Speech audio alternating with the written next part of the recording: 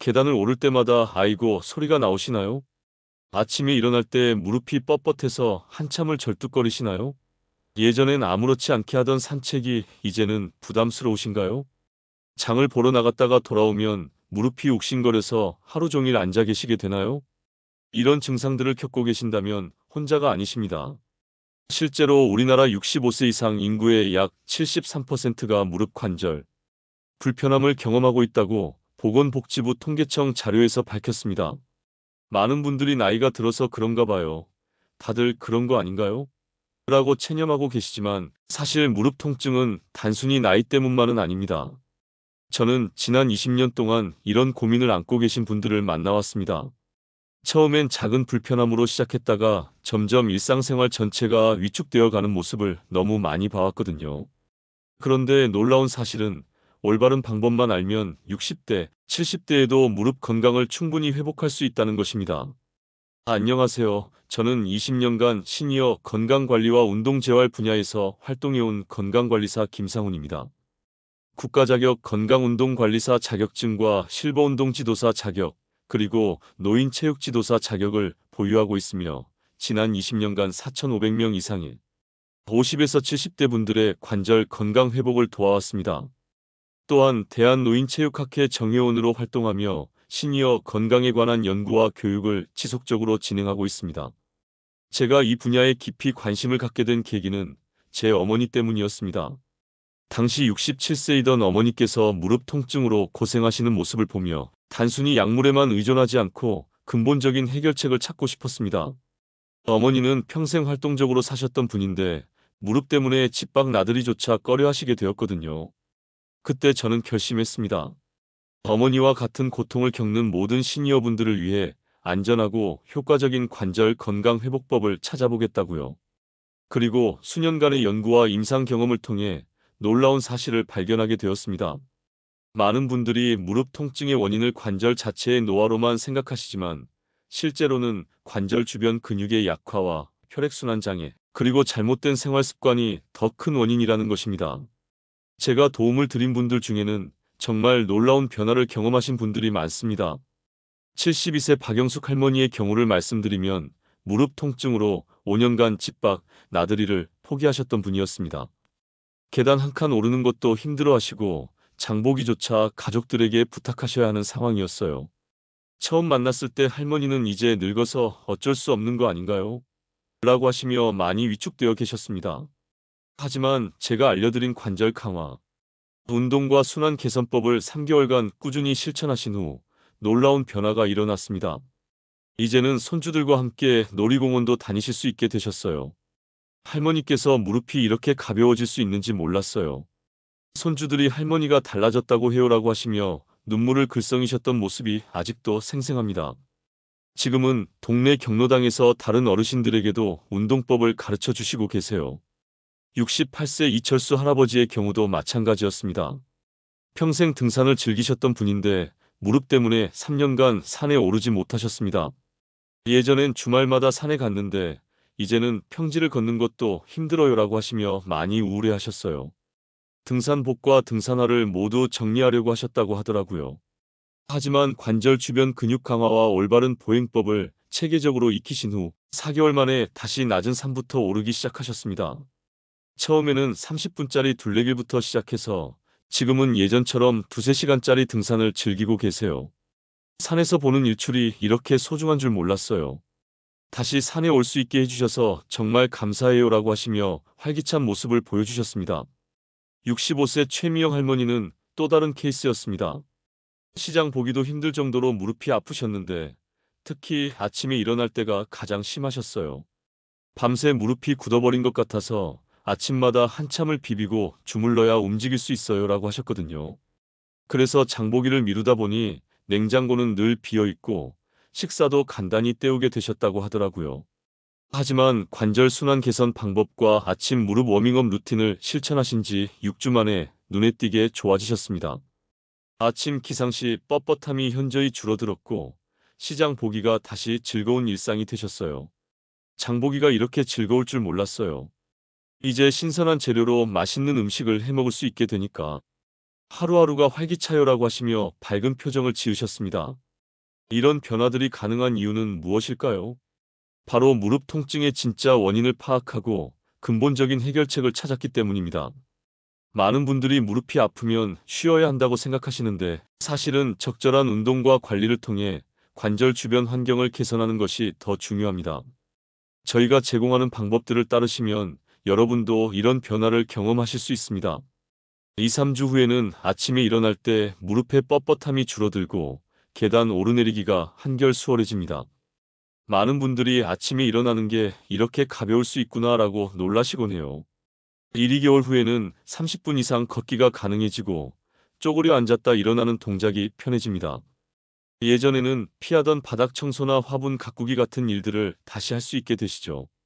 3개월 후에는 평소 즐기던 활동들을 다시 시작할 수 있게 되고 무릎에 대한 불안감이 현저히 줄어듭니다. 6개월 후에는 관절이 안정되어 장기간 활동에도 피로감이 적고 전반적인 삶의 질이 크게 향상됩니다. 여행을 가거나 손주들과 놀아주는 것이 다시 즐거운 일이 되시죠. 가장 중요한 것은 이 모든 변화가 단순히 일시적인 개선이 아니라 지속 가능한 건강 관리법을 통해 이루어진다는 점입니다. 한번 배우시면 평생 활용하실 수 있는 방법들이거든요. 많은 분들이 무릎 통증의 원인을 관절 자체의 문제로만 생각하시지만 실제로는 무릎 주변 근육의 약화가 주요 원인인 경우가 훨씬 많습니다. 무릎 관절은 우리 몸에서 가장 큰 관절이지만 동시에 가장 불안정한 관절이기도 해요. 왜냐하면 무릎은 뼈와 뼈를 연결하는 인대만으로는 충분한 지지를 받을 수 없기 때문입니다. 여기서 중요한 역할을 하는 것이 바로 무릎 주변 근육들입니다. 이 근육들이 든든한 지지대 역할을 해야 관절이 안정되고 통증 없이 움직일 수 있어요. 대한정형외과학회의 2022년 연구에 따르면 50세 이후 허벅지 근육량이 10년마다 약 8에서 10% 감소하며 이는 무릎 관절에 가해지는 부담을 두세 배 증가시킨다고 합니다. 생각해보세요. 집의 기둥이 약해지면 집 전체가 불안정해지는 것처럼 무릎 주변 근육이 약해지면 무릎 관절 전체가 불안정해집니다. 그래서 걸을 때마다 관절끼리 비정상적으로 부딪히게 되고 이것이 바로 통증의 원인이 되는 거예요. 제가 만난 74세 김영철 할아버지 같은 경우를 보면 이해가 쉬우실 겁니다. 할아버지는 무릎이 아픈데 운동을 하면 더 아프지 않을까요? 라고 걱정하셨어요. 많은 분들이 이런 생각을 하시죠. 하지만 할아버지께 허벅지 근육 상태를 확인해 드렸더니 젊었을 때와 비교해서 근육량이 30% 이상 줄어든 상태였습니다. 무릎 주변에는 크게 4개의 중요한 근육 그룹이 있습니다. 허벅지 앞쪽의 대퇴사두근, 뒤쪽의 햄스트링, 그리고 종아리의 비복근과 가자미근입니다. 이 중에서도 가장 중요한 것이 허벅지 앞쪽 근육인 대퇴사두근이에요. 이 근육이 약해지면 무릎뼈가 제자리를 잡지 못하고 걸을 때마다 비정상적인 압력이 가해집니다. 75세 박순자 할머니는 처음에 의자에서 일어나는 것도 힘들어요라고 하셨습니다. 화장실에 가거나 식탁에서 일어날 때마다 누군가의 도움이 필요했죠. 그런데 대퇴사두근 강화 운동을 시작한 지 3주 만에 혼자서도 일어날 수 있게 됐어요라고 기뻐하셨습니다. 근육이 강해지니까 무릎에 가해지는 부담이 줄어든 거예요. 허벅지 앞쪽 근육 강화는 가장 기본적이면서도 효과적인 방법입니다. 의자에 등을 기대고 편안히 앉으세요. 등받이가 있는 의자가 좋고 발이 바닥에 편안히 닿을 수 있는 높이여야 합니다. 이제 한쪽 다리를 천천히 앞으로 쭉 펴주세요. 무릎이 완전히 펴질 때까지 올리는 것이 목표지만 처음에는 편안한 범위에서만 하시면 됩니다. 다리를 펼 때 중요한 것은 발끝을 몸쪽으로 당기는 것입니다. 이렇게 하면 허벅지 앞쪽 근육에 더 많은 자극이 갑니다. 그 상태로 5초간 유지하세요. 처음에는 3초도 힘들 수 있어요. 괜찮습니다. 본인이 할 수 있는 만큼만 하시면 됩니다. 천천히 다리를 내려놓고 반대쪽도 같은 방법으로 해주세요. 양쪽 다리 각각 10회씩 하루에 3세트 하시면 됩니다. 아침에 1세트, 오후에 1세트, 저녁에 1세트 이렇게 나누어서 하시는 것이 좋아요. 한 번에 몰아서 하시면 근육이 피로해져서 오히려 효과가 떨어질 수 있거든요. 68세 이미영 할머니는 이 운동을 시작할 때 다리가 너무 무거워서 들어올릴 수가 없어요라고 하셨습니다. 그래서 처음에는 다리를 절반만 올리는 것부터 시작하셨어요. 2주 후에는 완전히 펼 수 있게 되셨고 4주 후에는 5초 유지도 문제없이 하시게 되었습니다. 다음으로 중요한 것이 허벅지 뒤쪽 근육인 햄스트링 강화입니다. 이 근육은 무릎을 구부리는 역할을 하는데 대퇴사두근과 균형을 이루어야 무릎이 안정됩니다. 한쪽만 강하고 한쪽이 약하면 무릎이 한쪽으로 당겨져서 통증이 생길 수 있어요. 햄스트링 강화는 의자에 앉아서 할 수 있습니다. 발 뒤꿈치를 바닥에 붙이고 발 뒤꿈치로 바닥을 누르듯이 힘을 주세요. 이때 허벅지 뒤쪽 근육에 힘이 들어가는 것을 느낄 수 있을 겁니다. 처음에는 어디에 힘을 주는지 잘 모르실 수도 있어요. 그럴 때는 손으로 허벅지 뒤쪽을 만져보시면서 근육이 단단해지는 것을 확인해 보세요. 5초간 힘을 준 다음 천천히 힘을 빼고 휴식하세요. 이 동작을 양쪽 다리 각각 15회씩 하루 2세트 하시면 됩니다. 대퇴사두근 운동보다 횟수를 조금 늘린 이유는 햄스트링이 상대적으로 약한 근육이기 때문입니다. 72세 정만수 할아버지는 이 운동을 하시면서 예전에는 뒤로 걸을 때 무릎이 불안했는데 이제는 안정감이 생겼어요 라고 하셨습니다. 실제로 햄스트링이 강해지면 뒤로 걷거나 계단을 내려갈 때 무릎이 훨씬 안정됩니다. 마지막으로 종아리 근육 강화입니다. 종아리 근육은 무릎 뒤쪽을 지나가면서 무릎 관절의 안정성에 도움을 줍니다. 또한 혈액순환에도 중요한 역할을 해요. 종아리는 제2의 심장이라고 불릴 정도로 혈액을 심장으로 되돌려 보내는 펌프 역할을 합니다. 의자 뒤쪽에 서서 등받이를 가볍게 잡으세요. 안전을 위해서 반드시 무언가를 잡고 하셔야 합니다. 이제 발끝으로 서서 종아리에 힘을 주세요. 발 뒤꿈치가 바닥에서 떨어지면서 종아리 근육이 단단해지는 것을 느낄 수 있을 겁니다. 3초간 유지한 후 천천히 내려오세요. 너무 빨리 내려오면 무릎에 충격이 갈 수 있으니까 천천히 하는 것이 중요해요. 15에서 20회 반복하며 하루 2세트 하시면 됩니다.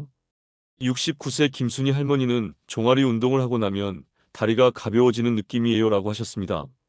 실제로 종아리 운동을 하면 혈액순환이 좋아져서 다리 전체가 가벼워지는 느낌을 받으실 수 있어요. 이 세 가지 운동을 꾸준히 하시면 2, 3주 후부터 계단 오르내리기가 한결 수월해지는 것을 느끼실 수 있습니다. 70세 박영호 할아버지는 아파트 3층까지 올라가는데 중간에 쉬지 않고 올라갈 수 있게 됐어요 라고 하셨고 4에서 6주 후에는 무릎의 안정성이 눈에 띄게 향상됩니다. 운동할 때 주의해야 할 점들이 있습니다. 무엇보다 통증이 심할 때는 절대 무리하지 마세요. 운동 중에 날카로운 통증이 느껴진다면 즉시 중단하고 휴식을 취하셔야 합니다. 또한 운동 전후로 가볍게 무릎을 주무르거나 따뜻한 물수건을 올려두시면 근육이 더 부드럽게 풀립니다. 관절 건강에는 근력만큼이나 혈액순환과 유연성이 중요합니다.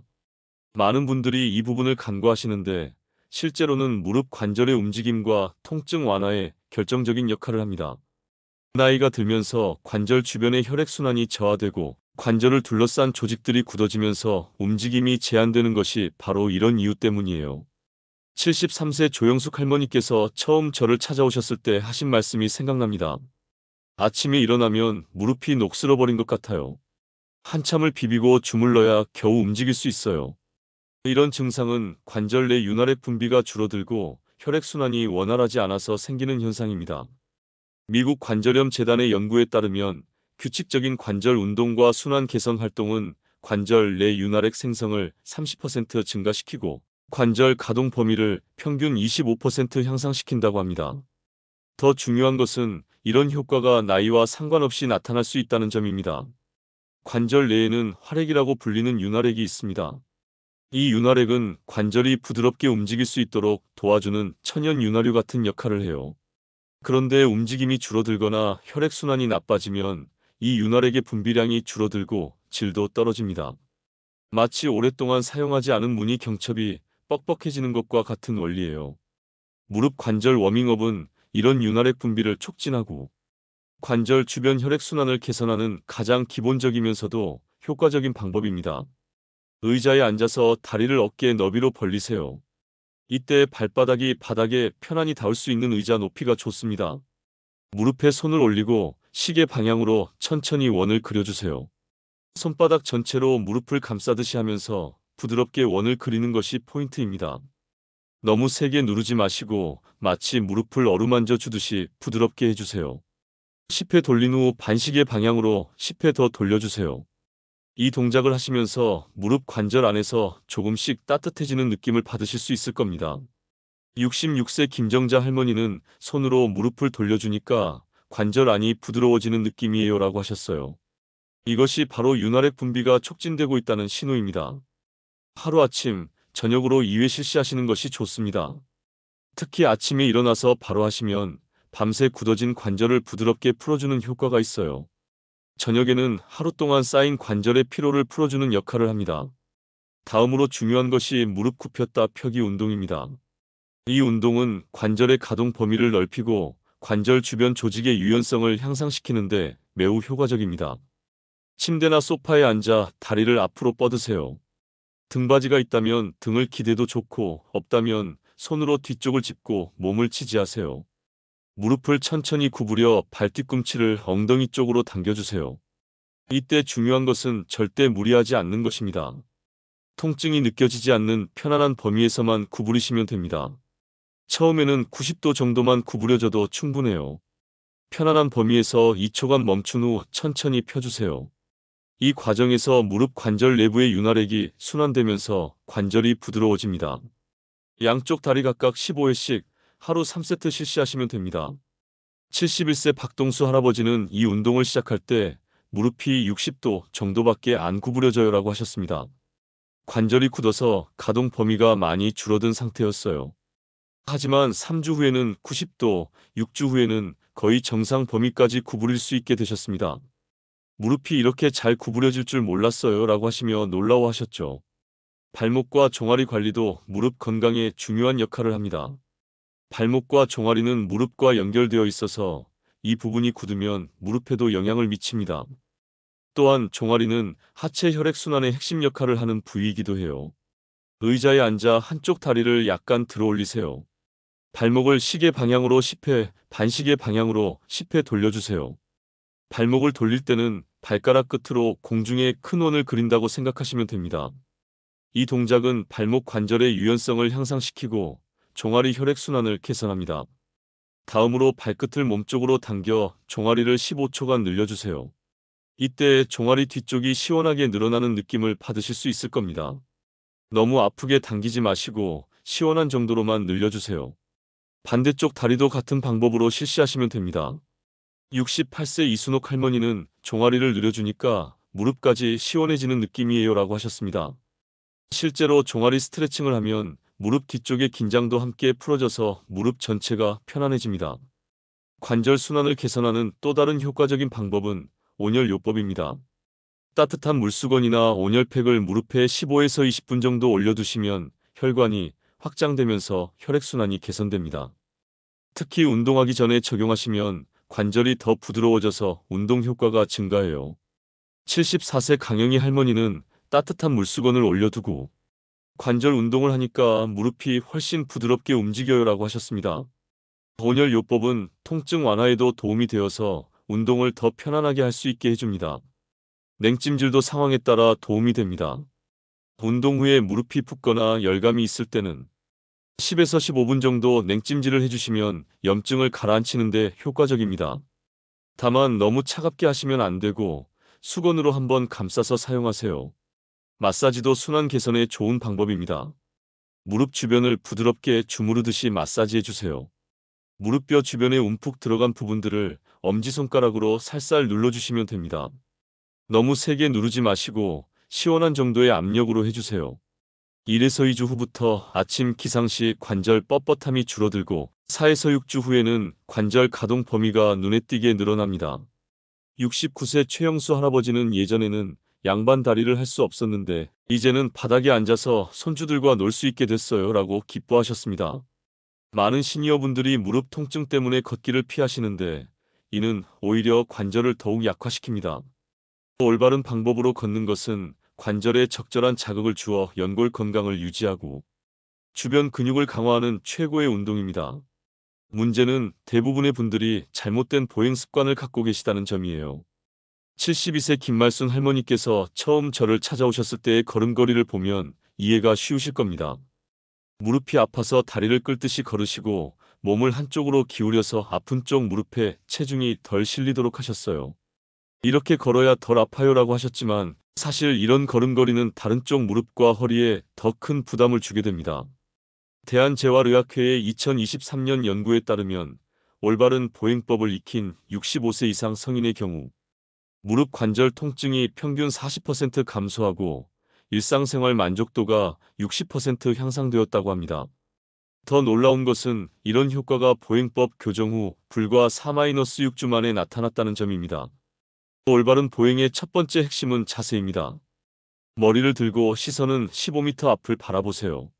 많은 분들이 발밑을 보며 걸으시는데 이렇게 되면 어깨가 앞으로 굽고 척추가 시자 모양으로 구부러져서 무릎에 비정상적인 압력이 가해집니다.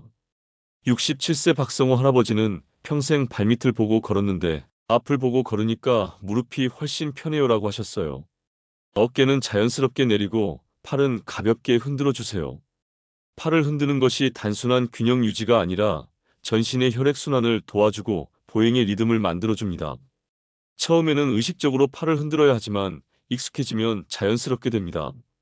가장 중요한 것은 발이 땅에 닿는 방법입니다. 발 뒤꿈치부터 땅에 닿게 하고 발가락으로 밀어내며 걸으세요. 많은 분들이 발바닥 전체를 한 번에 땅에 떨어뜨리듯이 걸으시는데 이렇게 되면 무릎에 충격이 그대로 전달됩니다. 발 뒤꿈치, 발바닥, 발가락 순서로 자연스럽게 굴러가듯이 걸으면 충격이 분산되어 무릎 부담이 줄어들어요. 보폭도 중요합니다. 무릎이 아프다고 해서 너무 작게 걷는 것도 좋지 않고 평소보다 너무 크게 걷는 것도 무릎에 부담을 줍니다. 평소보다 약간 작게 하되 일정한 리듬을 유지하는 것이 중요해요. 68세 이정숙 할머니는 보폭을 조금 줄이고 일정하게 걸으니까 무릎이 안정된 느낌이에요 라고 하셨습니다. 처음에는 10분부터 시작해서 점진적으로 늘려가세요. 많은 분들이 운동에 대한 의욕이 생기면 갑자기 많이 하려고 하시는데 이는 오히려 관절에 무리를 줄 수 있습니다. 첫 1, 2주차에는 평지에서 10에서 15분 걷기부터 시작하세요. 이때 중요한 것은 통증 없이 걸을 수 있는 시간을 찾는 것입니다. 73세 조경자 할머니는 처음에 5분도 걷기 힘들어 하셨습니다. 무릎이 아파서 오래 걸을 수가 없어요 라고 하셨지만 올바른 보행법을 익히고 2주 후에는 15분, 4주 후에는 30분까지 걸으실 수 있게 되었습니다. 3, 4주차에는 평지에서 20에서 25분 걷기로 늘려가세요. 이 시기가 되면 근력도 어느 정도 향상되고 보행법도 익숙해져서 좀 더 오래 걸을 수 있게 됩니다. 단, 무릎의 통증이나 불편함이 느껴지면 즉시 휴식을 취하고 다음날 시간을 줄여서 다시 시작하세요. 5에서 8주차에는 완만한 경사로를 포함하여 30분 걷기를 해보세요. 경사로는 평지보다 근육에 더 많은 자극을 주어서 근력 향상에 도움이 됩니다. 하지만 너무 가파른 곳은 피하시고 완만한 언덕이나 아파트 단지 내의 완만한 경사로 정도가 적당해요. 9주 이후에는 개인 체력에 맞춰 40에서 60분 걷기로 늘려가시면 됩니다. 이 정도 되면 상당한 수준의 체력과 근력을 갖추게 되어서 일상생활에서 무릎 때문에 불편함을 느끼는 일이 현저히 줄어들게 됩니다. 운동 중 무릎의 통증이 느껴지면 즉시 중단하고 휴식을 취하세요. 참고 계속하시면 안 됩니다. 69세 김영구 할아버지는 조금 아파도 참고 걸었더니 다음날 더 아팠어요 라고 하셨거든요. 통증은 몸이 보내는 경고 신호입니다. 일상생활 속 무릎 보호법도 매우 중요합니다. 앉고 서기부터 바꿔야 해요. 의자에서 일어날 때는 팔걸이나 무릎에 손을 짚고 천천히 일어나세요. 갑자기 벌떡 일어나면 무릎에 순간적으로 큰 하중이 가해집니다. 74세 장순자 할머니는 천천히 일어나는 습관을 들이니까 무릎이 훨씬 편해졌어요 라고 하셨어요. 쪼그려 앉기보다는 의자나 낮은 받침대를 이용하세요. 쪼그려 앉는 자세는 무릎 관절에 체중의 7에서 8배에 해당하는 압력을 가합니다. 화분에 물을 주거나 낮은 곳에 물건을 집을 때도 쪼그려 앉지 말고 한쪽 무릎을 바닥에 대거나 의자를 가져다 놓고 하세요. 계단 이용법도 중요합니다. 올라갈 때는 좋은 다리부터, 내려갈 때는 아픈 다리부터 내려가세요. 이렇게 하면 아픈 무릎에 가해지는 부담을 줄일 수 있어요. 난간을 꼭 잡고 천천히 한 계단씩 오르내리는 것도 중요합니다. 70세 백영수 할아버지는 계단을 내려갈 때가 가장 무서웠는데 방법을 바꾸니까 안전하게 내려갈 수 있게 됐어요 라고 하셨습니다. 신발 선택도 무릎 건강에 영향을 줍니다. 너무 높은 굽이나 너무 딱딱한 신발은 무릎에 충격을 그대로 전달합니다. 쿠션이 좋은 운동화나 편한 신발을 신으시는 것이 좋아요. 깔창을 추가로 넣으시는 것도 도움이 됩니다. 2에서 3주 후부터 보행 시 안정감이 증가하고 6에서 8주 후에는 장시간 걸어도 피로감이 현저히 줄어듭니다. 65세 김순덕 할머니는 예전에는 시장 한 바퀴 돌고 오면 무릎이 아팠는데 이제는 두세 시간 돌아다녀도 괜찮아요라고 하시며 활기찬 모습을 보여주셨습니다. 마지막으로 중요한 건 담당 의사와의 상담이에요. 제가 아무리 좋은 방법을 알려드려도 개인의 건강 상태에 따라 맞지 않을 수 있어요. 반드시 의사와 상담 후에 운동법을 시작하세요. 건강살롱이었습니다.